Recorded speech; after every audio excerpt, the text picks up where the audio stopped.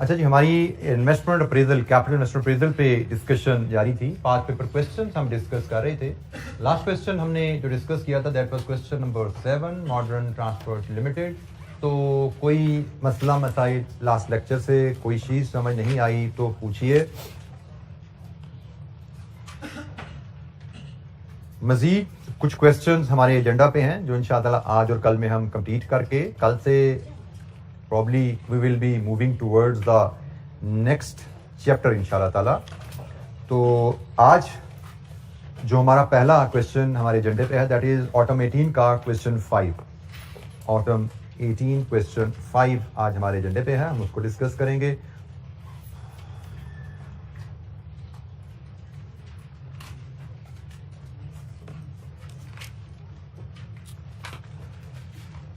Gauff limited का question है जी, notes में पेज 63 पे, नोट्स में पेज 63 पे ये क्वेश्चन हमारे पास अवेलेबल है।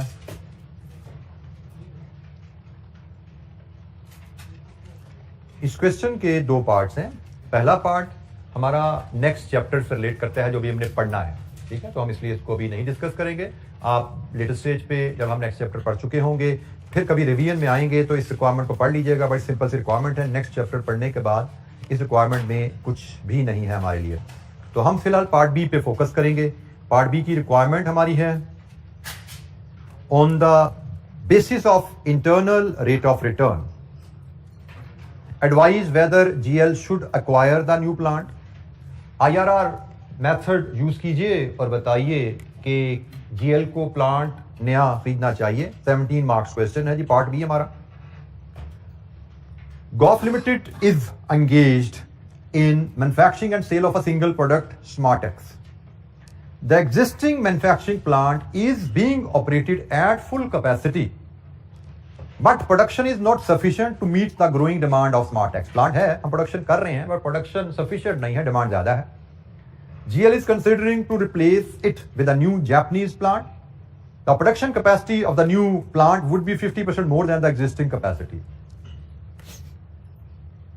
To assess the viability of this decision, the following information has been gathered. The purchase and installation cost of new plant would be 500 million and 25 million respectively. Purchase and installation 500 plus 25. Supplier would send a team of engineers to Pakistan for final inspection of the plant before it is commissioned. 50% of the total cost of 12 million to be incurred on the visit would be borne by GL. ये final inspection जो visit होगा 12 million इसकी cost है। 50% company beer करेगी, 50% गालबन supplier beer करेगा। As a result of installation of the new plant, fixed cost other than depreciation would increase by 30 million. नए plant की वजह से फिक्स्ड कॉस्ट डेप्रिसिएशन के अलावा 30 मिलियन से बढ़ेंगी। The existing plant has an estimated life of 10 years. Currently plant चल रहा है, has an estimated life of 10 years and is in use for last 6 years. 10 साल लाइफ थी, 6 साल से इस्तेमाल हो रहा है। Plant's tax carrying value is 50 million. A machine supplier has offered to purchase the existing plant immediately at 45 million. Tax carrying value 50 है, अभी 50 मिलियन का 45 का पुराना बेच सकते हो। हम एवेल्युएट क्या कर रहे हैं कि पुराना प्लांट उसकी प्रोडक्शन कैपेसिटी इनसफिशिएंट है, पुराना प्लांट बेचें और उसकी जगह नया प्लांट ले लें। This is what we are evaluating. During the latest year 6 million, latest year जो साल अभी गुजरा है, 6 million units were sold at an average selling price of 550। Variable manufacturing cost was 450 per unit. GL expects that it can increase the sale volume by 25% in the first year after the plant's installation. नया plant आ जाएगा तो 25% से अपनी cell बढ़ा पाएंगे। Thereafter, sale volume would increase by 4% per annum. The new plant would be depreciated under straight line method. Tax depreciation is calculated on the same basis. Residual value of the plant at the end of its useful life of 4 years is estimated at 60 million. नया plant उसकी useful life 4 साल है, 60 million का बिकेगा। Applicable tax rate is 30%. Tax is paid in the year in which liability arises. Rate of inflation is estimated at 5% per annum and would affect the revenues and as well as expenses. GL's cost of capital 12%. All receipts and payment would rise at the end of the year except cost of setting up the plant which would rise at the beginning of the year. It may be assume that the new plant would commence operation at the start of year 1। Start of year 1 का मतलब 0। तो उसने कहा जी तमाम receipt and payment साल के and पे लेना, सवाए cost of setting up plant जो कि साल के शुरू में आएगा, और वो पहले साल के शुरू में मतलब 0 में आएगी। और ऑपरेशन उसने कहा वो जी पहले साल के शुरू से शुरू हो जाएंगे, मतलब 0 से ही आपकी प्रोडक्शन में शुरू हो जाएगी। मतलब आज ही आपका प्लांट सेटअप हो जाएगा नया, और आज से ही आप उसकी प्रोडक्शन नए प्लांट की शुरू कर दोगे। ये है जी कंप्लीट कहानी। जी बेटा,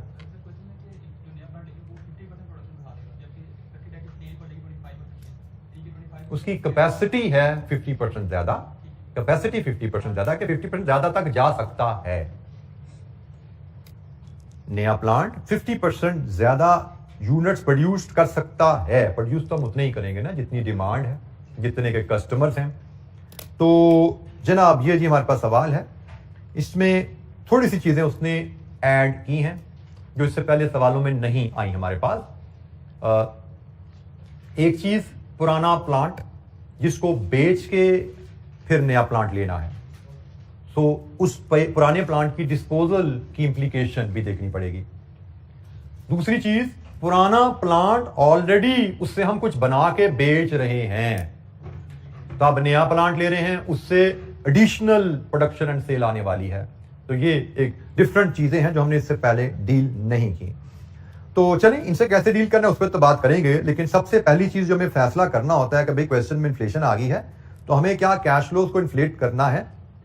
तो आंसर इज यस, हमें कैश फ्लोज को इन्फ्लेट करना है, क्योंकि कंपनी इज पेइंग टैक्सेस। जब कंपनी टैक्सेस पे करती है तो हमने सीखा हुआ है कि हम तमाम कैश फ्लोज को इन्फ्लेशन के साथ एडजस्ट करते हैं, इन्फ्लेटेड कैश फ्लोज बनाते हैं, और इन्फ्लेटेड कैश फ्लोज को मनी कॉस्ट ऑफ कैपिटल पे डिस्काउंट करते हैं। And this cost of capital is money. ये मनी कॉस्ट ऑफ कैपिटल है। कैसे पता लगा? क्योंकि ये रियल नहीं है। क्योंकि ये रियल नहीं है तो ये मनी है। ये हमारी जनरल गाइडलाइन है। तो हमारे पास जो डाटा अवेलेबल है,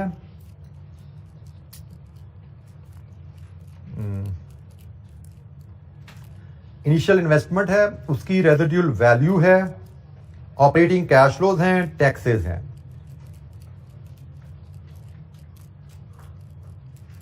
तो चलें जी हम फॉर्मेट ड्रॉ करते हैं और फिर वैल्यूज को एक्सट्रैक्ट करना शुरू करते हैं। हम क्वेश्चन नंबर 9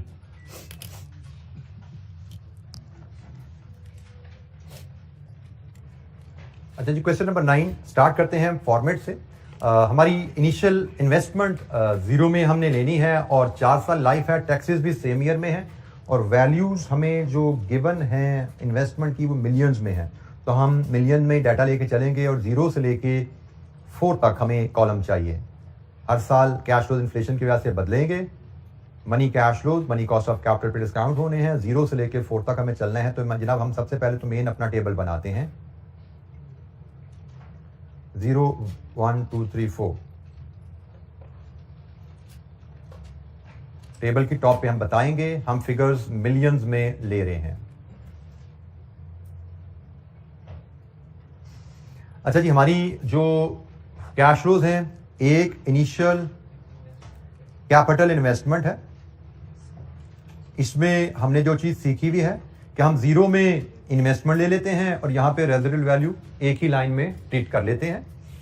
इसके बाद हम नेट ऑपरेटिंग कैश फ्लोज लेते हैं और फिर टैक्सेशन। इसके अलावा हमें यहां पे कोई मजीद लाइन आइटम की जरूरत शायद नहीं है। नेट ऑपरेटिंग कैश फ्लोज को हम वर्किंग 1 में डील कर लेंगे।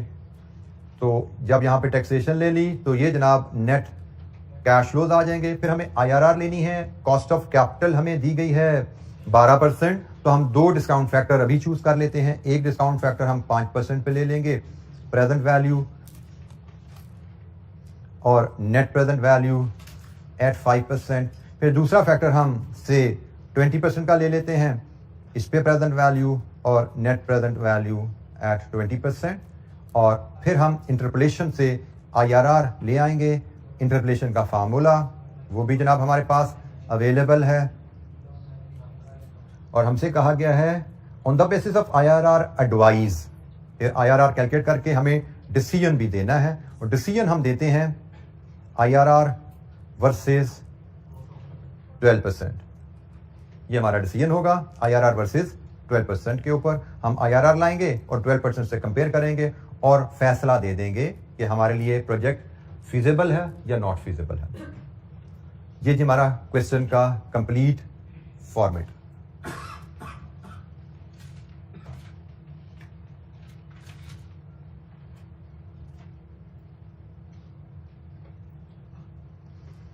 अच्छा जी, अब सवाल को जरा तवज्जो से देखिएगा। हमने मनी कैश फ्लो लेने हैं और मनी कैश फ्लो के बारे में हमें पता है कि सिर्फ जो 1 ऑनवर्ड जो कैश फ्लोज हैं उन पे इन्फ्लेशन का इफेक्ट कंसिडर किया जाता है, क्योंकि inflation only effect future cash flow. जो इनिशियल इन्वेस्टमेंट जीरो में जो कैश फ्लोज हैं उन पे इन्फ्लेशन इम्पैक्ट नहीं होता। तो जीरो में हमारे साथ क्या होने वाला है, 500 मिलियन का हमने प्लांट खरीदना है, 25 मिलियन इसकी इंस्टॉलेशन हमने पे करनी है, ये भी कैपिटल कॉस्ट है, प्लस 12 मिलियन का 50% भी हमने बियर करना है। ऐसा यार, माइनस ये तो पैसा हमारी जेब से जाना है, लेकिन अगर हमने नया प्लांट लगाना है तो पुराना बेचना भी तो है, उससे कुछ पैसा आना भी है। तो हमारा जो कैपिटल कैश फ्लो टोटल होना है वो 45 वापस आना है जी।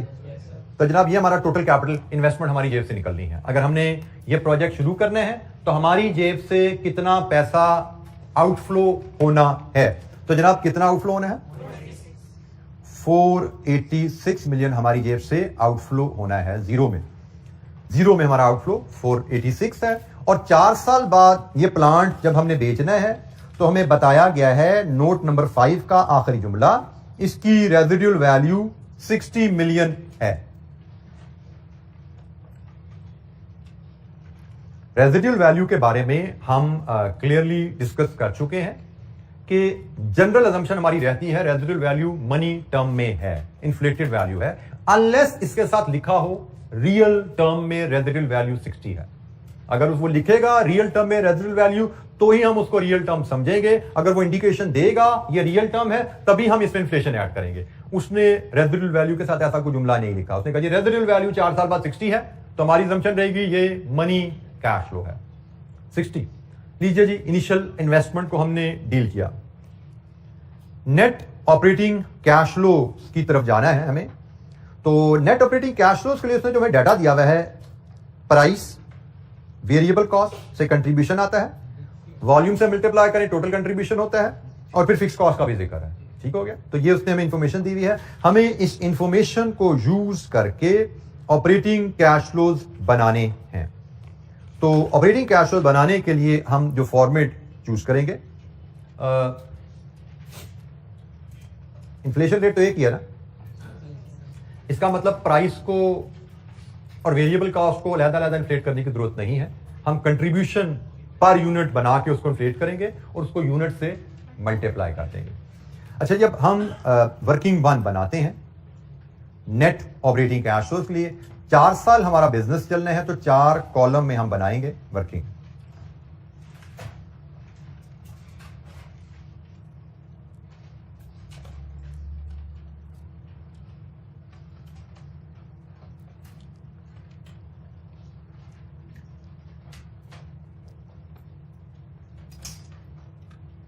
हमारी डिमांड क्या रहने वाली है, हमें बताया गया है, हम यूनिट्स में हमें डिमांड का जिक्र किया गया है कि नोट नंबर 4 में ड्यूरिंग द लेटेस्ट ईयर, जो पिछला साल गुजरा है, 6 मिलियन यूनिट्स की डिमांड थी। हम डिमांड लेते हैं यूनिट्स इन मिलियंस में। ठीक है, यूनिट्स इन मिलियन में हम डिमांड ले रहे हैं। 6 मिलियन की डिमांड थी, कहा गया है जी पहले साल 25% इजाफा आएगा, उसके बाद सालाना 4% इजाफा आएगा। तो जनाब पहले साल हम 6 मिलियन यूनिट्स का 1.25 7.5 मिलियन यूनिट्स बेचेंगे और onward last year cell into 1.04 7.80 next sorry 8.12 and the last 8.44। ये जी अगर हम प्लांट लेंगे तो सालाना कितने यूनिट्स बेचेंगे।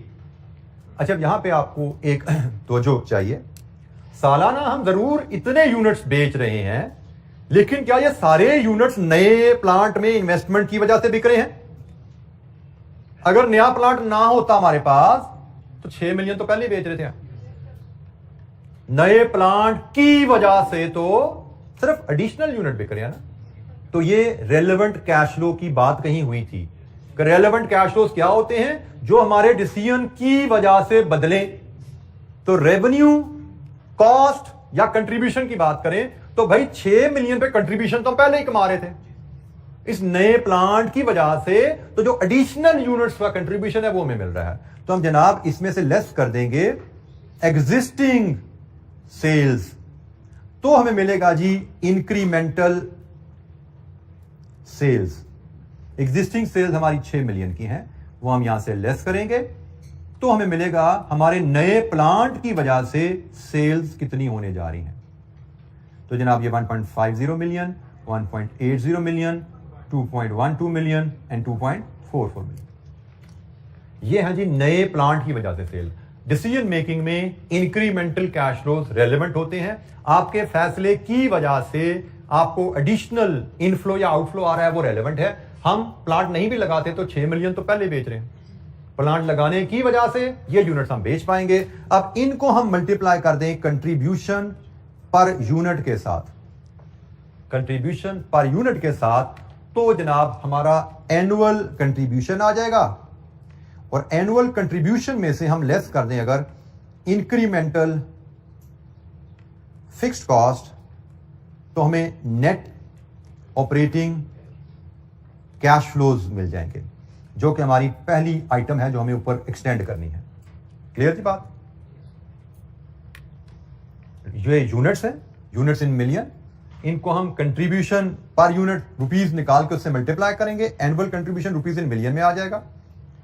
इंक्रीमेंटल फिक्स कॉस्ट भी रुपीस इन मिलियन में लेस करेंगे तो नेट ऑपरेटिंग कैश फ्लोज हमारे पास आ जाएंगे, क्योंकि हमारे पास ऑपरेटिंग कैश फ्लोज की 3 ही वैल्यूज यहां पे गिवन थी।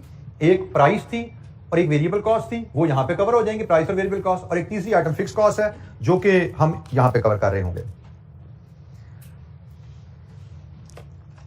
अच्छा जी, हमें क्वेश्चन में बताया गया है, अगर आप क्वेश्चन में नोट नंबर 4 पे ही आओ, नोट नंबर 4 नोट्स में क्वेश्चन में बुक पे पेज 63 पे आइए। Note 4 page 63। During the latest year, 6 million units were sold at an average selling price of 550. Variable manufacturing cost was 450 value. During the latest year, मतलब पिछले साल आपने 550 रुपए की प्राइस पे यूनिट बेचे और पिछले साल उनकी कॉस्ट 450 थी। कंट्रीब्यूशन पर यूनिट पिछले साल 550 माइनस 450 रहा, ये तो पिछले साल है ना। हमें तो पहला कंट्रीब्यूशन 1 में चाहिए। ये कंट्रीब्यूशन पिछले साल का है, हमारा पहला कंट्रीब्यूशन हमें फ्यूचर का चाहिए। ये पास्ट है, हमें फ्यूचर का चाहिए। तो फ्यूचर में जब लेके जाएंगे पास्ट वैल्यूज को तो इन्फ्लेशन कितना, क्या रेट है इन्फ्लेशन का? 5%। तो हमने कहा जी into 1.05 raise to power n कर देते हैं तो काम खत्म हो गया।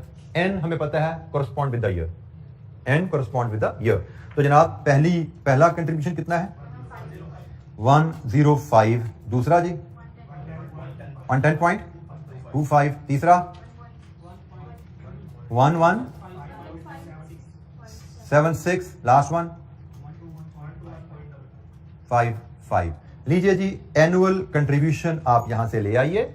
Incremental sales into contribution per unit rupees in million आ जाएंगे, क्योंकि यूनिट्स हमारे पास मिलियन में ऑलरेडी, रुपीस से मल्टीप्लाई करें मिलियंस में आएंगे। जनाब 157.5, 0.45,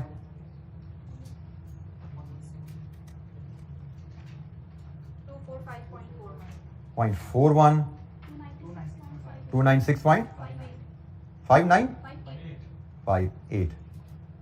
लीजिए जी, ये एनुअल कंट्रीब्यूशन हमारे पास आ गया।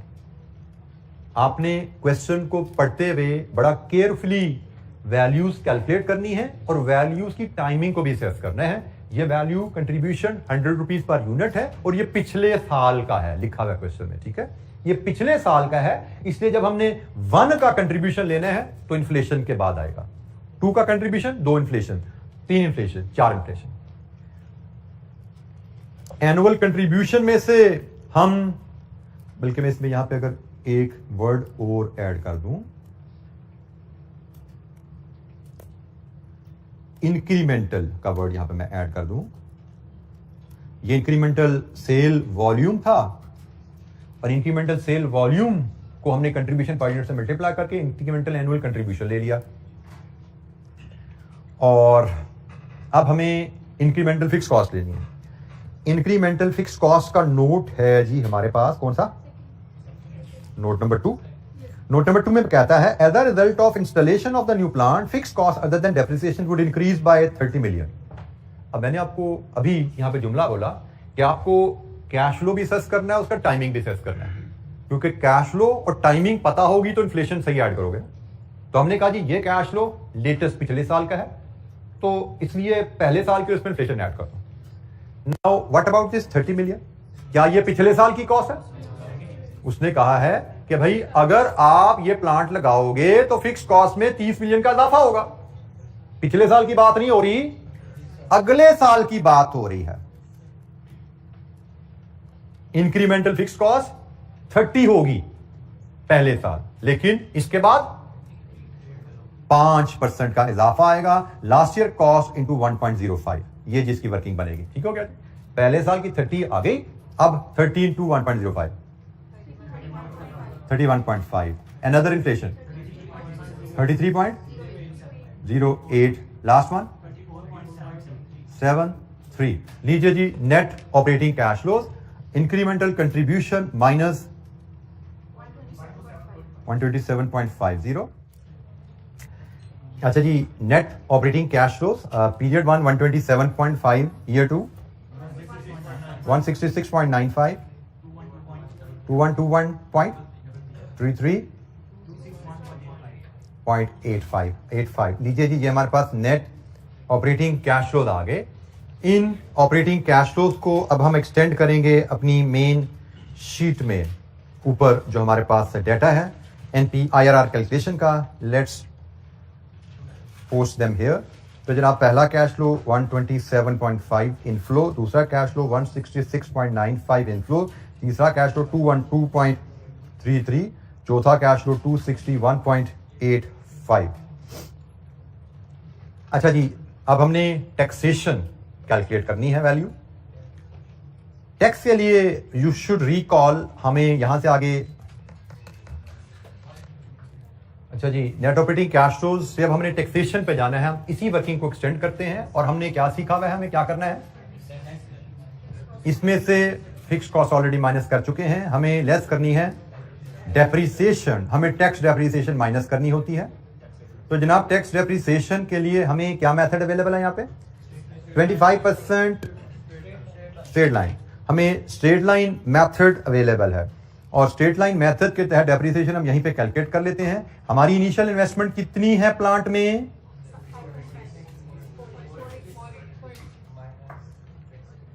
This is the initial investment, am I right? ये तो कैश फ्लो है हमारा, जो हमने एसेट खरीदा है 531 मिलियन का एसेट है जो हमने खरीदा है। तो जनाब हमारा 531 मिलियन का एसेट है और जिसकी रेजिडुअल वैल्यू 60 मिलियन है और इसकी लाइफ 4 ईयर है। तो tax depreciation straight line method से कितनी आती है? 117.75, 117.75, 117.75। अच्छा जी, अब इस सवाल में एक और भी मसला है कि हमने जब यहां पे आए और हमने इसकी बात कर ली तो भाई इसकी बात भी करनी जरूरी है। इसके बारे में जो प्लांट हमने बेचा है नोट नंबर 4 में नहीं, 4 में नहीं, सॉरी, नोट नंबर 3 में बताया गया है कि इसकी टैक्स कैरिंग वैल्यू 50 थी। बेचा कितने का? तो यहां पे लॉस आ गया। तो loss on disposal of fixed asset. अब जरा तवज्जो से सुन लीजिएगा, अकाउंटिंग आप लोग पढ़ चुके हो। Residual value is a cash flow, initial investment is a cash flow, लेकिन गेन और loss on disposal of asset is non cash item. ऐसा ही है, गेन और loss on disposal of asset is non cash item just like depreciation. Just like depreciation it is non cash item. तो cash flow में तो residual value आएगी, हमने cash flow में residual value ली, यहां पे भी ली। इधर जैसे हमने नए प्लांट की डेप्रिसिएशन ली तो पुराने प्लांट का लॉस ऑन डिस्पोजल भी लेना है। ठीक है जी, हमने वो प्लांट अभी बेचा है ना, तो जनाब हमें टैक्स डेप्रिसिएशन नए प्लांट की है, तो loss on disposal of old plant वो भी लेना है, और वो सिंपली 50 माइनस 45 है, 5 मिलियन। अब हमें ये जनाब मिला टैक्सेबल प्रॉफिट। ये हमारा टैक्सेबल प्रॉफिट है, और इस पे हम कैलकुलेट कर लेंगे टैक्स, जिसका रेट है कितना जी, 30%। तो टैक्सेबल प्रॉफिट पहले साल का 4.75, दूसरा साल 49.2, तीसरा साल 94.58, लास्ट ईयर 14.10। लीजिए जी 30% के हिसाब से इसका टैक्स कैलकुलेट कीजिए। पहला साल 1.45, 43 करेंगे, 2 डेसिमल पे हम काम कर रहे हैं, 1.43 करेंगे। Next 14.76, next 37, and the last one 0.23। लीजिए जी, ये हमारे पास टैक्स की वैल्यूज आ गई हैं। 4 साल का डेटा, 4 साल का टैक्स हमारे पास है। कोई क्वेश्चन? अब आपने यहां पे जो चीज नोट की कि पिछले किसी सवाल के मुकाबले में यहां पे क्या क्या बदला। एक ये एडिशनल आइटम आई, मैं अगर चलें हाईलाइट करता जाऊं, पिछले किसी सवाल के मुकाबले में एक ये एडिशनल आइटम आई, एक ये एडिशनल आइटम आई, और एक ये एडिशनल वर्किंग बनी। ठीक है जी, तो अगर हमें बेसिक्स पता है कि इंक्रीमेंटल कैश फ्लोज का कॉन्सेप्ट रेलेवेंट कैश फ्लोज के लिए यूज होता है, तो चांसेस आर देयर कि हम इनमें से 3 चीजें, अगर हमें किसी सवाल में, अनसीन सवाल में 3 या 4 चीजें नहीं आती हैं, बेसिक्स अगर हमारी स्ट्रांग होगी तो सवाल को हम 2-3 दफा पढ़ने के बाद 4 में से 2-3 शायद चारों ही चीजें पिक कर पाएंगे। और अगेन अगर हम कोई चीज पिक नहीं कर पाते, फॉर एग्जांपल आपने यहां पे वॉल्यूम में ये लेस नहीं किया, तो वॉल्यूम की कैलकुलेशन के 1 नंबर होंगे या 2 नंबर होंगे। 17 नंबर का सवाल है, 2 नंबर कट जाएंगे, 15 फिर भी आएंगे। आपने लॉस ऑन डिस्पोजल को पिक नहीं किया, 1 नंबर कट जाएगा। आपने यहां पे रेजिडुअल वैल्यू को पिक नहीं किया, 1 नंबर कट जाएगा। तो 2 नंबर 4 नंबर कट भी जाए हमारे, अगर सवाल पूरा किया होगा, हमने IRR निकाल दिया होगा एग्जामिनर के लिए, तो 17 में से 13-14 नंबर हम लेके आगे जाएंगे, जो बड़ा अच्छा स्कोर होता है। तो फिर मैं वही एम्फसाइज करता हूं, पेपर को कंप्लीट करने पर तवज्जो करनी है। हमारी स्टूडेंट की एक साइकी होती है कि हमें सवालों में जो चीज नहीं आती ना, उस पर हम स्टक हो जाते हैं, हमारा दिमाग उस पर जाके चिपक जाता है कि मुझे सवाल में ये चीज नहीं आती। इस बैरियर को आपने क्रॉस करना है। हमारा फोकस, हमें पता है कि भाई एग्जाम में ऐसी चीजें आएंगी जो हमें शायद ना आती हो, हमें पता है, बट हमें यह भी पता होना चाहिए कि हमें ऐसी चीजों से हमारे पास फेल पे इंशाअल्लाह फर्क नहीं पड़ने वाला, क्योंकि हमें जो चीजें आती होंगी वो मोर देन सफिशिएंट हैं हमें पास करवाने के लिए, प्रोवाइडेड हम वो एग्जाम में सारी परफॉर्म करके आए। प्रॉब्लम होती ही तब है कि जो चीजें हमें नहीं आती वो हमें दिमाग में चिपकती हैं, आगे चलने नहीं देती हमें, और इसकी वजह से हम जो चीजें आती हैं वो परफॉर्म नहीं कर पाते, एंड में टाइम शॉर्ट हो जाता है, और जो आती हैं वो भी गलत कर आते हैं। तो एक्सेप्ट करना चाहिए एग्जाम में जाते हुए कि हमें हर चीज एग्जाम में नहीं आती होगी, और एग्जाम में क्वेश्चन में एक वैल्यू नहीं आती तो उसका मतलब ये नहीं कि सवाल गलत है। मार्किंग स्कीम, इसलिए मैं बार बार एम्फसाइज करता हूं, मार्किंग स्कीम को देखिए। यहां पे बहुत ज्यादा सवालों की मार्किंग स्कीम अनफॉर्चुनेटली मैं शामिल नहीं कर पाया, लेकिन आगे चलेंगे कुछ सवालों पे मार्किंग स्कीम हमें जहां पे मिली की वो मैं आपसे शेयर कर लूंगा, so that you get fair idea कि मार्क्स कैसे डिस्ट्रीब्यूट होते हैं। जैसे मुझे लगता है कि अगला सवाल जो हमने करने हैं, क्वेश्चन नंबर 12, उसकी मार्किंग स्कीम हमारे पास अवेलेबल होगी। हमें क्वेश्चन नंबर 13 भी करना है, उसकी मार्किंग स्कीम भी हमारे पास अवेलेबल होगी। तो अगले जो 2 क्वेश्चन है उन पे मार्किंग स्कीम को भी देखेंगे और उसको भी डिस्कस करेंगे, ताकि हमारा कॉन्फिडेंस और ग्रिप अच्छी हो। तो जनाब टैक्सेशन की फिगर तो कैलकुलेट कर ली हमने, तो इसके बाद तो हमें सिर्फ कैश फ्लोज लेने हैं। Taxes paid in the same year, पहले साल के प्रॉफिट का टैक्स पहले साल ही पे होना है। 1.43, 14.76, 28.37 एंड 43.23। तो टोटल कीजिए, नेट कैश फ्लो जीरो में 486, वन में 126.07, 152.19, 183.96, 218.62। लीजिए जी, ये हमारे कैश फ्लोज हमारे पास हैं। अब एग्जामिनर की प्रेजेंटेशन 278.62। अच्छा जी, एग्जामिनर की प्रेजेंटेशन हमारे से काफी डिफरेंट है। उसने रोज कॉलम वर्किंग और तरह से प्रेजेंट की हुई है, लेकिन मैं यही चेक कर रहा था, मैं इसी फिगर का रुक गया था, वैल्यू कोई गड़बड़ होगी, वो भी आपने ठीक करा दी। हमारी 1, 2, 3 ये वैल्यूज इससे एग्जैक्टली मैच है, और यहाँ पे राउंडिंग ऑफ डिफरेंस है, थोड़ा सा कैलकुलेशन का पैटर्न बदलने से, तो इट डज नॉट मैटर। सो उसने जैसे भी कैलकुलेट किया, जैसे भी चीजें प्रेजेंट की, मैं कोशिश करता हूं कि एक जो फॉर्मेट हमने डेवलप कर लिया हुआ है उसी पैटर्न पे चलते रहें। यहां पे हमें डिफरेंट क्वेश्चन में डिफरेंट फॉर्मेट नजर आएंगे, हमें उससे वरी नहीं है, एज लॉन्ग एज हम इस वैल्यू को, नेट कैश फ्लो को मैच करवा पा रहे हैं अपने प्रेजेंटेशन मेथड से, we are okay with it, हमें इसमें कोई मसला नहीं है जी।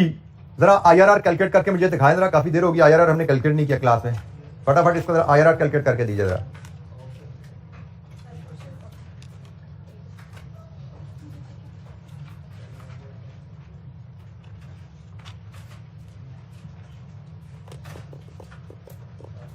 आप मुझसे 5% पे एनपीवी शेयर करेंगे जब कैलकुलेट कर लें, मुझसे 20% की एनपीवी शेयर करेंगे जब कैलकुलेट कर लें, और फिर IRR की वैल्यू, 3 वैल्यूज आप मुझसे शेयर करेंगे।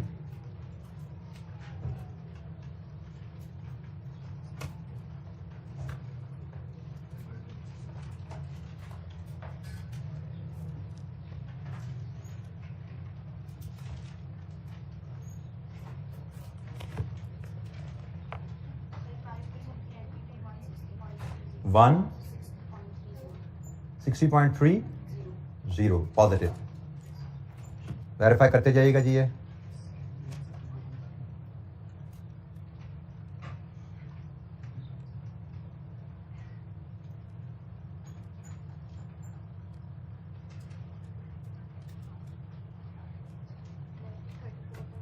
जी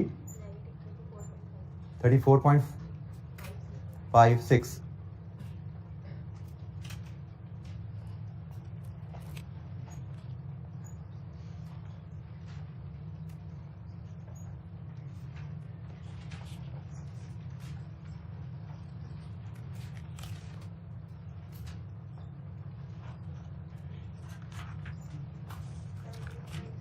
जी IRR इज 17.34%, और जब हम IRR से कंपेयर करते हैं 17.34 को कॉस्ट ऑफ कैपिटल से, कॉस्ट ऑफ कैपिटल से ज्यादा IRR, तो इसका मतलब project is feasible. Evaluate the project is feasible.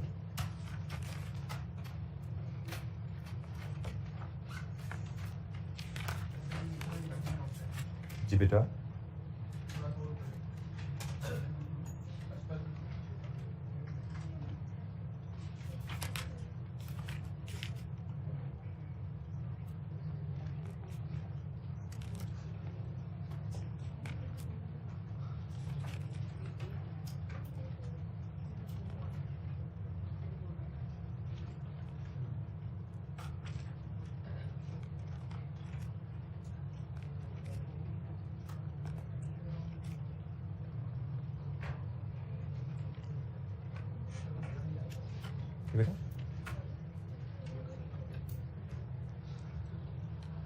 अच्छा जी, हमारे इस चैप्टर में 2 क्वेश्चंस हमारे रहते हैं। जैसे आज भी हमारा ये, अच्छा चलें जी, हमारा टाइम मुझे लगता है ओवर हो गया है, क्योंकि staff is there for some feedback. तो कल हम करेंगे क्या कि कल हम एक क्वेश्चन करेंगे, और वो क्वेश्चन में शायद हमारा यकीनन पूरा घंटा नहीं लगेगा। क्वेश्चन हमें 2 करने हैं, तो दूसरा क्वेश्चन हम कल शुरू नहीं करेंगे, कल हम नेक्स्ट चैप्टर साथ शुरू कर देंगे, थोड़ा सा इंट्रोडक्शन उसका ले लेंगे, ठीक है। नेक्स्ट चैप्टर हमारा सोर्सेज ऑफ फाइनेंस पे है, तो हम उसका इंट्रोडक्शन ले लेंगे कल इंशाअल्लाह। और इसी तरह परसों भी हम एक सवाल करेंगे, और फिर ऑनवर्ड सोर्सेज ऑफ फाइनेंस हमारा चलता जाएगा, क्योंकि एक दिन में हमारे 2 सवाल होने मुश्किल हैं, तो हम इसको इस तरह ब्रेक कर देंगे। सोर्सेज ऑफ फाइनेंस हमारा प्राइमरीली थ्योरी बेस्ड टॉपिक है। 95% उस चैप्टर में थ्योरी है। कैपिटल इन्वेस्टमेंट अप्रेजल में 95 या 99% न्यूमेरिकल हमने डिस्कस किया है। सोर्स ऑफ फाइनेंस एक छोटा सा चैप्टर है और 95% उसमें थ्योरी की डिस्कस होनी है। रीडिंग वाला चैप्टर है, न्यूमेरिकल थोड़ा सा आएगा। फिलहाल अभी हमारे पास जो लेक्चर के 8-10 मिनट हैं, 5-7 मिनट हैं। Management staff is here to take the routine feedback, classroom feedback. तो आप काइंडली 5 मिनट बैठिए और उसके बाद फिर आप जाइएगा। Thank you.